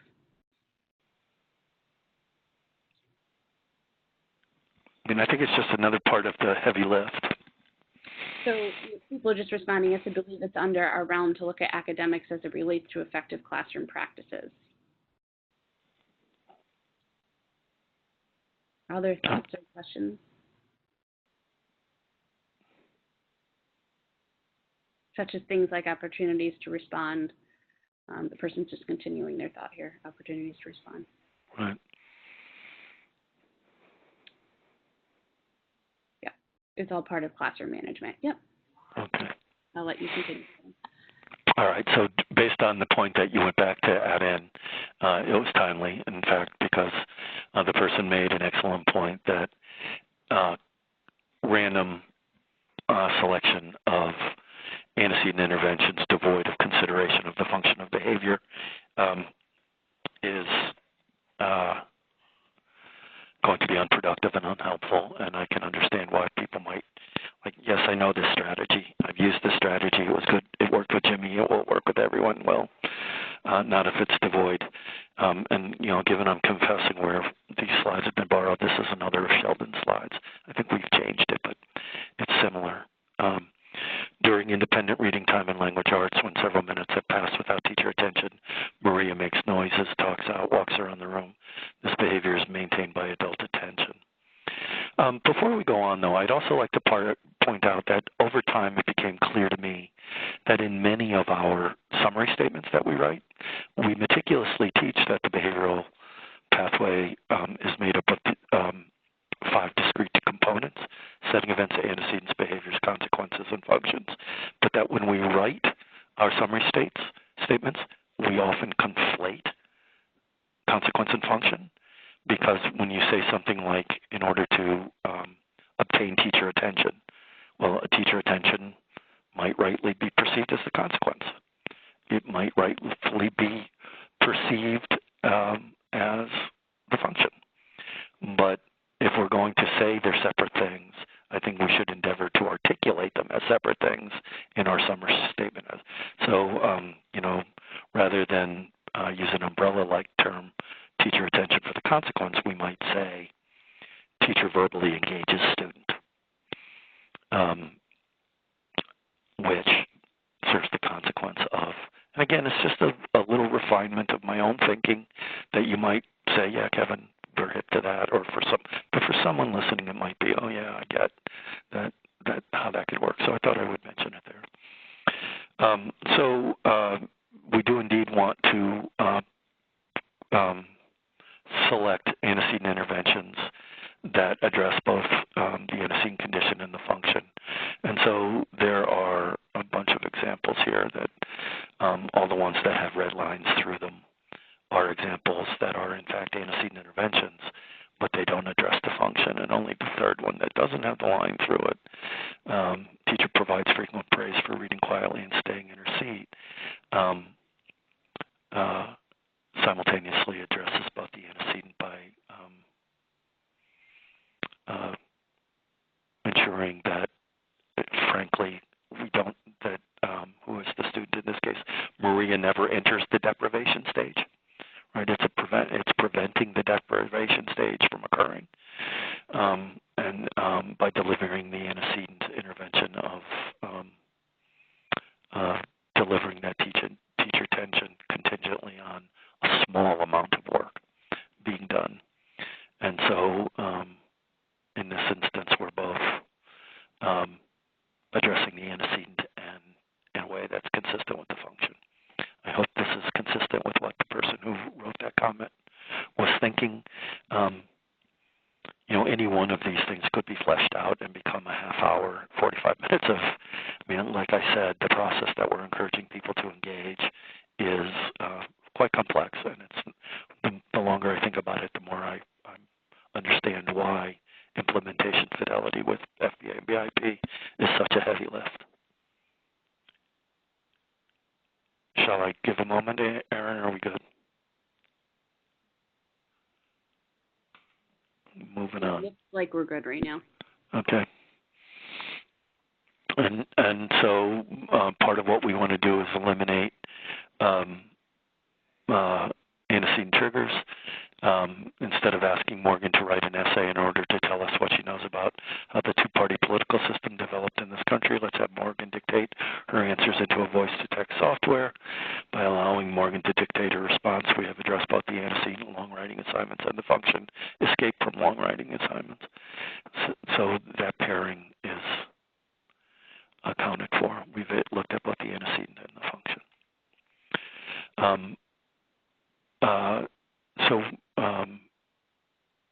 We also want to include antecedent strategies that prompt the replacement or desired behavior. Prompts are supplementary antecedent stimuli used to evoke a desired response, right? The prompt, there are 2 types. I could clarify my own learning here. Whether if you give me 20 types of prompts, 20 specific prompts, and say, here, Kevin, sort these into stimulus prompts versus response prompts, I might get 80% of them right. I can still talk myself into something in a specific prompt being one or the other or both frequently. So I acknowledge my own thinking isn't entirely clear on prompt categories. What I am clear about is that stimulus prompts are present in the environment prior to the delivery of the antecedent condition, or in conjunction with the antecedent condition, but prior to the student engaging in the behavior. Stimulus prompt. But a response prompt is the student has already begun to respond and needs support in the moment and in time. I'm hoping I'm describing those. I always feel like I'm on a slippery slope, on thin ice, when I talk about prompts. Again, for me, let's see. Stimulus prompt, a pre-correction, is a stimulus prompt because it occurs prior to the directive to engage in the behavior, whereas a non-reinforcing reteaching in the moment of the behavioral expectation would be a response prompt. You did the pre-correct, you gave the directives, 90% of the students are complying accurately. You reinforce those students, and then you engage at some point with your non-reinforcers with a brief correction procedure. That brief correction procedure, in turn, is a response prompt. I think folks who work with students with intellectual disabilities and students with autism spectrum disorders are typically more comfortable and familiar with the prompts. It's a more integrated aspect of instructional supports for students with those disabilities. And towards that end, we're providing precisely the amount of behavioral support the student needs in this context. And it also can provide a measure of that we can actually document within requiring a less intrusive prompt can actually be documented progress towards a stated goal. So documenting the intensity of the response you're using within this hierarchy can actually be one type of easily collected data. I'm sure those of you who are fluent in discrete trial training could talk circles around me on this. I've never been thusly trained. I saw a comment fly by. Erin, is it something we want to stop and give credence? I did not see it. However, Donald did have a good point just to make before, and clearly he wants me to say it because he's texted me also, is that to keep in mind Vygotsky, when we were talking about academics, to be keeping in mind Vygotsky in the zone of proximal development, and that we need to meet students where they're at or their behavior goes off the rails. And I think that was in the context of when you were speaking about when we give students academic work that's too difficult for them, and that what the relationship between the behavior and the academics are. Right. And, one of the things in that regard that normally I would riff on or encourage a discussion about when I'm working with teachers is teachers aren't bad people. Why do they put kids in positions to fail? Why is it? Is it, again, is it that we haven't adequately prepared them to differentiate instruction? Is it the pressure to prepare for state-mandated tests for which teachers will be held accountable and be judged based on their students' performance, so they feel the need to at least cover the material, even if the student has no chance of being successful at becoming fluent in the material because they haven't mastered the necessary. What's at work where teachers, I ask regularly in front of teachers groups, I ask them to raise their hand if they've been in a school recently and observed a student who's been asked to do work that they were incapable of completing successfully, work that was too hard. And invariably, most hands in the room go up that they've seen it recently, daily. Why do we do that? I think it's, again, we could put that behavior alone on the pathway. And what are the conditions that lead to how can we theoretically understand why teachers do that and change the contingencies, for teachers so that to support them. But yeah, good old Vygotsky and the VPD is a good again, it's easier to say stay in the zone of proximal development, but actually having the tools to deconstruct instruction and reassemble it in a way that thoughtfully reflects an individual student's needs, that is a hallmark of special education, is, I think, the most challenging thing we ask our students here to learn how to do. For some people, teaching differently is like teaching louder. Saying the same thing again at twice the volume you said it the first time. And that's the repertoire of differentiation. I'm not even sure all teachers accept that it's their job to differentiate, that here's a good pithy saying you can use in general education: we hold instruction relatively constant and we allow mastery to vary.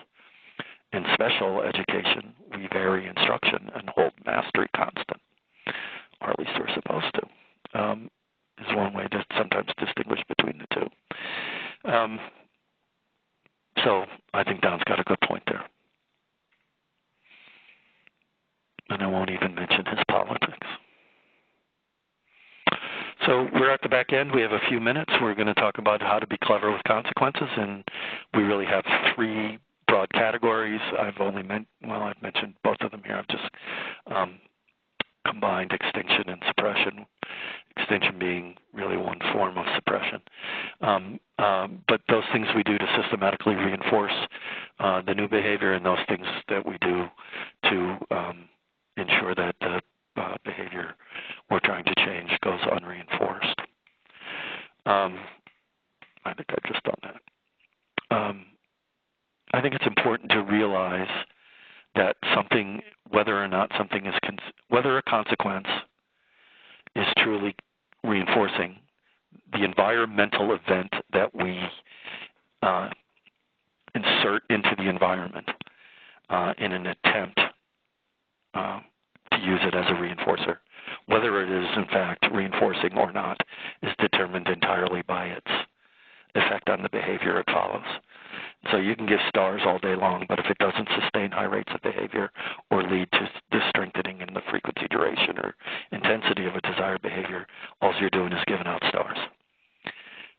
You're not reinforcing, and nothing is universally reinforcing and nothing is universally punishing, you would think. But, some people love a compliment, other people are horrified by a compliment. So, whether or not recognizing someone will lead to more or less of the behavior can actually vary. Whether or not something is in fact reinforcing is completely dependent on whether or not that environmental event that we're calling a consequence increases or sustains the likelihood the student will engage in that behavior again in the future under the same or similar conditions. And I think, like someone made the point about not randomly selecting antecedent interventions, we randomly select consequences because we assume they're reinforcing. The ubiquitous star chart, or I saw lots of discussion about I shouldn't even open this can of words, the red, yellow, and green lights or whatever, and how you pry people away from using that intervention. But, whether those phenomena are in fact reinforcement are defined entirely by their effect on the behavior they follow. Positive reinforcement is straightforward enough. Something contingently comes into the environment in an if this then that manner as the result of the environment, and the person experiences that as pleasant. The issuing of full points on a student's check-in, check-out DPR contingent upon that student meeting the criteria for acceptable performance is positive reinforcement. Some people, I'm sure most of you don't have this issue, maybe some folks do, people misconstrue what negative reinforcement is in all kinds of interesting ways. But all negative reinforcement is the removal of something the person experiences as unpleasant or aversive from the environment, contingent upon their engagement in a specific or certain behavior, and the learner finds that thing rewarding to see go. A student who misbehaves to escape completing math worksheets is allowed to cross one problem out for every one problem he completes. right? So if you give him 8, when he does 1, he can cross off number 8. When he does 2, he can cross off number 7, right? Time off for good behavior is negative reinforcement. I won't belabor that, but I think it's important that we be clear about what those things are if we're going to understand the function of behavior, right? And that we need to make sure that for behavior change to occur, the student's environment must deliver reinforcement for the replacement behavior that's more desirable, more immediately available, attainable in greater magnitude, and available more consistently. So your implementers are little engineers who have to make sure that these criteria are met consistently, conscientiously, meticulously, in a sustained way over time for new learning to occur. If we don't do this, and I think earlier I cited that some reading I've been doing that suggests that replacement behavior needs to be twice as effective as the problem behavior in order for the individual to take the risk of change. If we don't meet these criteria, we're not putting the theory to work for us. And in fact, we set up circumstances where we allow theory to work against us by supporting the status quo. We've been on the line a while, and I don't know that I want to go over all the different types of schedules of reinforcement. I think it's important to acknowledge that there are schedules of reinforcement. I have no fantasies that practitioners are mindful of, that most practitioners are. Again, I think individuals who have been specifically trained in discrete trial interventions and typically work one-to-one or in pairs or very small groups at most in those interventions might be able to monitor and thoughtfully allocate behavior on a highly controlled, very specific schedule. I don't know. Let me ask the behavior specialist. How mindful do you think practitioners are of manipulating the schedule of reinforcement? How aware are they of whether it's ratio or interval and whether it's fixed or variable? Right?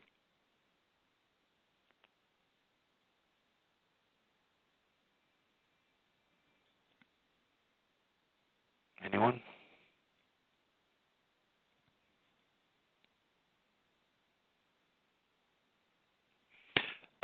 Most people are not aware of it. The two of us seem to agree on that, but that doesn't mean that it's not happening, right? These schedules of, this is on one of the ensuing slides, but I'll say it here. Whether or not we're consciously manipulating these schedules or not, they are at work. One of them somehow is occurring. Students are receiving schedule on either a thick or thin schedule, and we are either doing that or something in between, and we are either doing that consciously in order to, if we look at it, the continuous schedule of reinforcement is for new learning.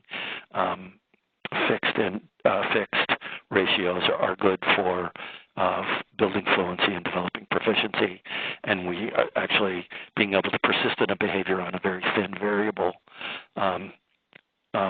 ratio or a variable interval is thought to be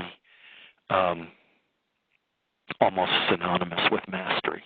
I can engage in the behavior even though reinforcement doesn't come very often and comes in a highly variable way. I'm not dependent on the delivery of the reinforcement in order to sustain the behavior. So what I would actually, I missed that, Aaron, if you could read that to me. I got through they reinforce on a schedule. Give me one sec. It just says, correct. They reinforce on a schedule, but they do not know the research/concepts of SR schedules. Yeah. Is it too much to ask them to know? We've known these behavior change technologies. Is it too much to expect most teachers to be reasonably fluent in applied behavior analysis? Should every teacher be BCBA or something approximating it. I'll admit that from my end, we're failing teachers in teacher preparation by not exposing them to. I would ask those of you who went through general ed teacher prep programs, would you get in any of this stuff as part of your teacher prep?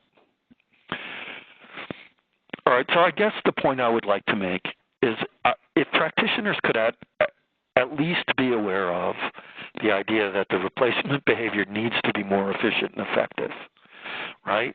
And that the fading of a reinforcement schedule is one way the BIP can be altered over time, adapted over time, but that when new learning has occurred, the learner needs to be fairly frequently reinforced, if not continuously, and that the schedule can be thinned over time as proficiency develops. And, do I expect teachers to be able to be aware that at any given moment that they have a student on a 5-to-1 variable ratio? I don't know, do practitioners anywhere do that? In any program for any type of kid? Again, maybe highly trained people in applied behavior analysis who are working with kids with intellectual disabilities or kids on the spectrum. But general educators, special educators who are working with high incidence, students with high incidence disabilities, I don't know. So I guess I think the theme, if we can get teachers to at least understand to reinforce frequently and when we're initiating change and new learning is expected, and that over time we can fade it, whether they could discriminate whether the behavior is best quantified by counting frequencies or durations, it would be helpful to know, but I don't know how much of this we can expect general education teachers who are the frequent implementers of these interventions to be hip to this. The other thing that's systematically at work in every intervention, whether we exploit it explicitly or whether it's happening randomly outside of our conscious purview, is the application of the various approaches to differential reinforcement, which I will spare you reading through each one. Though the advent of differential reinforcement, the focus on differential reinforcement, you might recall if you were with us for all 5 webinars, was part of what sparked the divide between what was called at the time those who supported ABA versus those who supported PBS, a divide that I think was an ephemeral thing. And I don't think the distinction is it was an academic little battle that went on for a couple of years and lots of publications, but I think the two have reemerged with ABA focusing more now on things like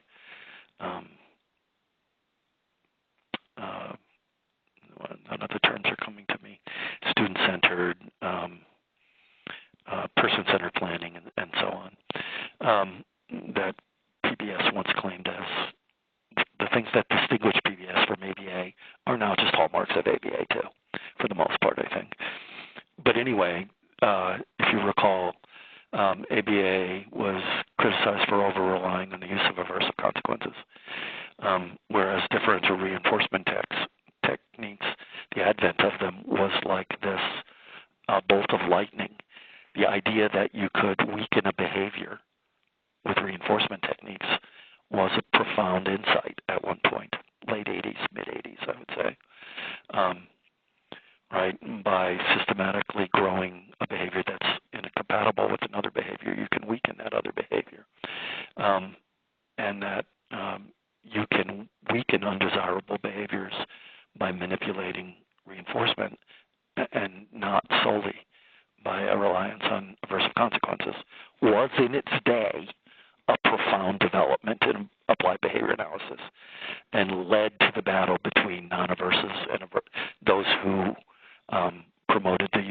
strictly promoted the use of non-aversive interventions and a movement away from a reliance on aversive interventions. I'm not going to read the different types of DRs. You can acquaint yourself with them. will make this point, and I think it's actually on this slide. Each and every time school personnel implement one of these strategies, these are the evidence-based behavior strengthening strategies. It's not that long a list, is it? Whether they know it or not, they deliver reinforcement on one of the schedules we looked at, and they implement one of the differential reinforcement strategies we looked at. It can be done explicitly or it can be done haphazardly without conscious awareness. But by the time you're done, you can look back at how reinforcement was delivered, and you can say, oh, we were doing it in a DRI kind of format, not very systematically, but we were. And we were doing it on, the ratio. We were doing it on a ratio schedule. Again, the extent to which we can get practitioners to be aware of those things and manipulate them consciously, I understand what a heavy lift that is. I guess I'd like to ask those of you on the call, when I go to the literature on evidence-based practices, evidence-based consequence practices for shaping behavior, this is my summary of the literature. Shaping is evidence-based. Fading is evidence-based. Behavioral contracting is evidence-based. Implementation of token economies and level systems are evidence-based. That this is it for the packaging of reinforcement strategies, consequence reinforcement strategies in the literature.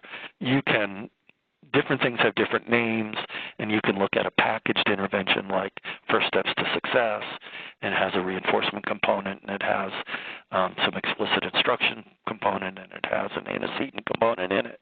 But strictly at the back end, these are the strategies that involve the manipulation of consequences that are evidence-based in the literature. When I look on consequence interventions for strengthening behavior book chapters, this is what gets listed. When I go to the websites that feature evidence-based practices that involve the manipulation of consequences, this is what gets listed. Anybody else want to say, well, there's more to it than that, Kevin? Of course, each of these have iterations, but do you look at that and say there are other ways to manipulate in individualized interventions? I always feel like that's such an unimpressive list.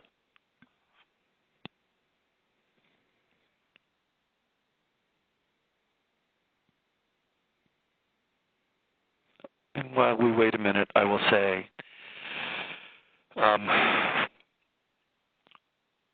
in my repertoire, shaping in and of itself has 5 or 8 slides to teach what shaping is. Fading has another 5 or 8 slides. How to correctly design and implement behavioral contracts, another 10 slides. How to develop and implement token economies, another 10 slides. I've listed them here in laundry list fashion because in 2 hours I can't review the essential components of shaping. But I'm wondering, is anybody seeing a glaring omission when you think about the evidence base for consequence-oriented manipulations of the environment, of reinforcement? No, it's just finished, Kevin. And the list is equally short on the behavior weakening strategies. Each of these is an aversive consequence. I know that term is loaded, but I think we need to not avoid it, but work through it. Do we still use punishment in schools? We do. Students lose privileges. That's negative punishment. Students may be assigned to some task that they must complete that they find aversive to do. Positive punishment. We certainly encourage the use of extinction, response cost under very select circumstances for very select kids, very cautiously used because it involves taking away previously earned reinforcement in such a way that it invites a child who's already inclined to see you negatively to encourage them to see you as taking something from them that was already theirs. So we want to be very cautious with response costs. Overcorrection, I don't teach at the university because I hate it. But there's again, we have multiple slides for each of these interventions. I don't believe I've ever implemented overcorrection in my life, but it is in fact an evidence-based practice. And then the very controversial timeout that is more often misused than used, and so ends up being an implementation of the coercive cycle through which both the teachers and the student are negatively reinforced. The teacher is negatively reinforced by the absence of the student, and the student is negatively reinforced by escaping the program. But all of my answer to the misuse of timeout is don't take the tool away. Teach people to use the tool correctly. But again, teaching each of these would be take longer than we have here. In and of themselves, I would say that the last two slides of consequence strengthening and consequence weakening strategies for me is at least a half a day or a full day to go through each of the 6 or 5, 10 strategies overall completely, well beyond the scope of what we can get done in 2 hours on the phone. So as I promised, we were going to be taking a look at how the theory unpacks at Tier 3. When we look at the behavioral pathway, in fact, the competing behavioral pathway. So in this instance, the student will walk around the classroom, put head down, and talk to other students when given an independent task that requires writing, because the teacher then engages the student and works with student one-on-one. Therefore, the function is to get teacher attention and avoid writing tasks. I don't know how each of you feel about picking one or the other, whether it's negative or reinforcement. Some PD. I think the curriculum that's promoted by PBIS.org, one of the requirements is you can't say both. You got to make the team pick whether is it teacher attention or escaping the task. Which is it? You can't have it both ways. The reality is that for some students, their behavior is incredibly functional, and it's both. And that's what makes finding a replacement behavior that much more challenging.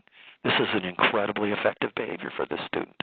He's getting 2 fixes of reinforcement, one in terms of teacher attention, and the more of the work that the teacher helps, the less he has to do independently. He's also avoiding some of the task. I think that's frequently the case. On the other hand, I think sloppy thinking leads you to conclude always it's both, when in fact it's so folks want to weigh in on, do you stress in your trainings whether it needs to be one or the other, or whether you allow for both? Again, I think the danger of allowing for both is people will think it's always both, when in fact it's not. We have an articulation of a temporary replacement behavior. So instead of walking around the room, putting head down and talking to the other students, we reduce the size of the work so that the student only has to do a chunk of the overall task, a small portion of the overall task. And so chunk completion is the replacement behavior, whereas the desired behavior where we're trying to get to is complete the written tasks independently, just as all other students do, assuming that's realistic for this student. We have a series of preventive strategies there where we're going to pre-correct the student to remember to use the replacement behavior. We're going to reduce the length and difficulty of writing tasks. We're going to provide a graphic organizer, and we're going to choose high-interest writing topics that draw the student in. We're going to have direct instruction in chunk completion. And there's a strategy, the reinforcement strategies.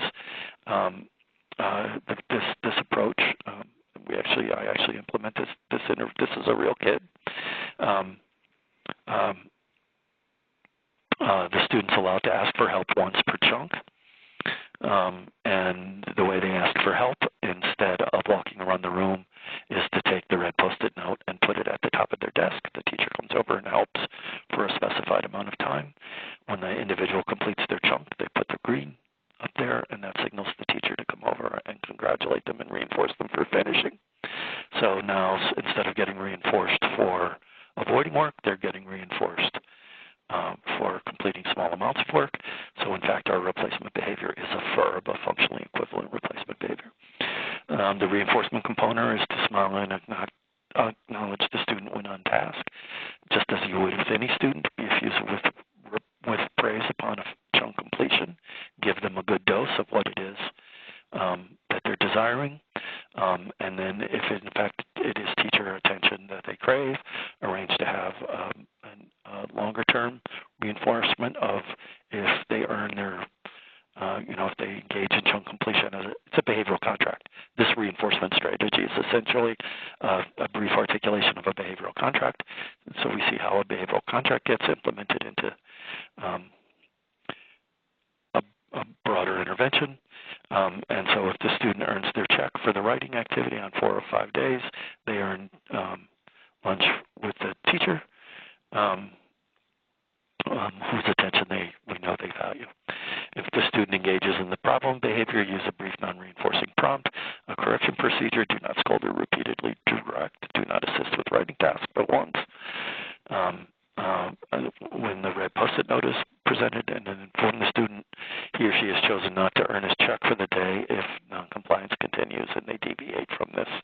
And that's just it. And that's the intervention. Pretty straightforward.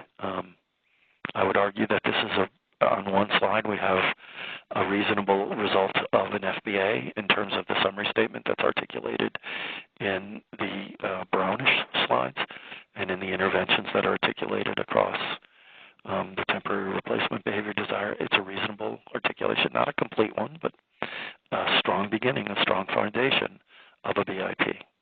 And you can see that over time, you can grow the earning the lunch to 2 weeks of appropriate behavior every other Friday, once a month. You can lengthen the chunk.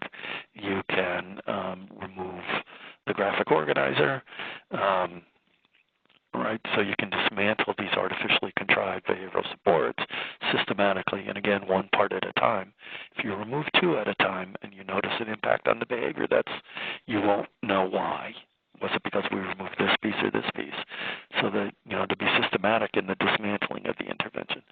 Of course, that's assuming that you get implementation integrity with the initial articulation of the plan, and that once it has its desired effect, you can then dismantle it.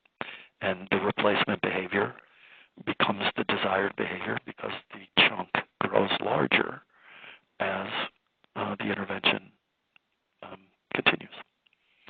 So I think what we have here is an example of how the theory is at work and how the intervention components that we reviewed for setting events antecedents,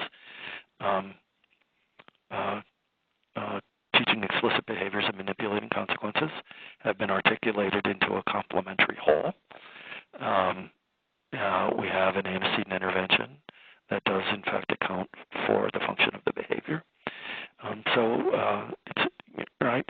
Sometimes this form, by the way, the content on the form is content of my design. The form comes out of Tim Lewis's work on what he calls classroom problem solving, which is, I think he's now articulating, you guys may know this better than me, a Tier 2 intervention.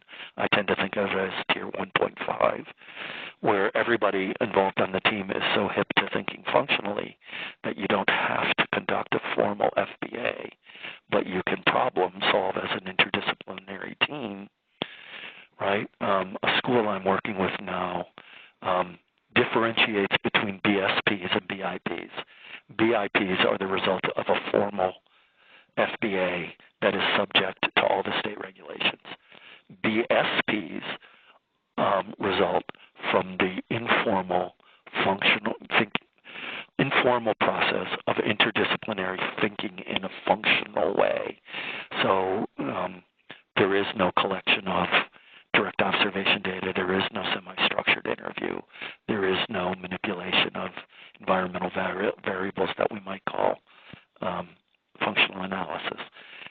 There is thinking out loud and processing and arriving together at a theoretically sound explanation for the occurrence of the behavior without those formal assessment processes, and using the exact same process that is a part of the formalized FBABI process, but to use it more informally and therefore less beholding of the regulations. But it's still sound. So this form, some form of it, I don't know how much I've changed it, but it's borrowed from Tim's work. I guess the last thing I want to say is you've seen this slide before, and you've seen the parts that I've added to it, and that, again, I want to reiterate that these students, that pathway, that young boy in that is on there, moving from exposure to the risk factors to negative and destructive long-term outcomes, is so stable over time that Hill Walker once referred to, suggested that we think of it as akin to diabetes, a condition that will need to be managed for life rather than cured.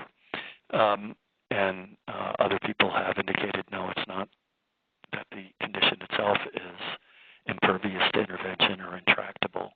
It's that our interventions are inadequate. We're not leveraging the appropriate type of interventions in the appropriate ways for the appropriate amount of times due to some of the resource issues that we talked about earlier. But that if we don't lever those changes, and if we don't, right, earlier I talked about, well, that's like asking me if I want to change cancer. What teacher would say, I don't want to prevent this pathway from unfolding for a youngster?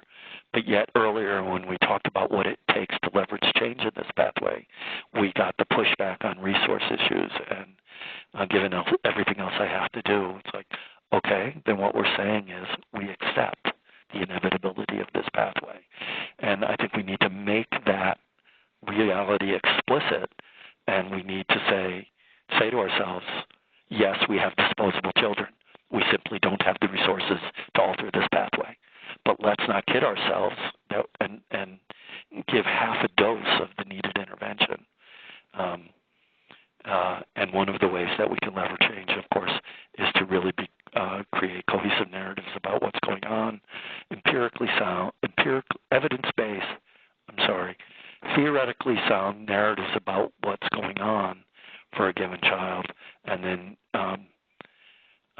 using that theoretically sound understanding to drive the evidence-based solutions we implement in a combined way to alter change in that student's life. Let's not leave the reality of that decision vague, and let us think that we're trying to genuinely leverage change in this pathway, but at the same time also rationalizing why we can't deliver what's necessary to leverage that change. And again, I say that I don't think it's administrators' fault. Somebody taught me long ago, a colleague who I respect very much, her professional mantra was, there are no bad guys. The parent's not the bad guy. General ed teachers aren't the bad guy. The special ed teachers aren't the bad guy. The related service providers aren't the bad guy. The administrator's not the bad guy. But when a child starts to engage in the behaviors that are identified on this slide, people start to feel vulnerable and want to make sure that people believe that the reason the problem exists doesn't reside with them. So we tend to identify these other aspects. The district's not the bad guy. The superintendent's not the bad guy. State ed's not the bad guys, right? We're all good people trying to do complex work. And we need to keep that reality front and foremost if we're going to be genuinely committed to changing this very troubling trajectory that this student is on. Your thoughts? I'm done. Great. Thank you very much, Kevin. I'm going to stop the recording so that we can continue if individuals still have conversations and there's one thing that are questions and want to contribute to the conversation. There's one point that I need to clarify, but I'm going to stop the recording first. And for those of you who need to leave, thank you for hanging in there with us. I took up 15 minutes of Kevin's time in the beginning, but let me stop recording.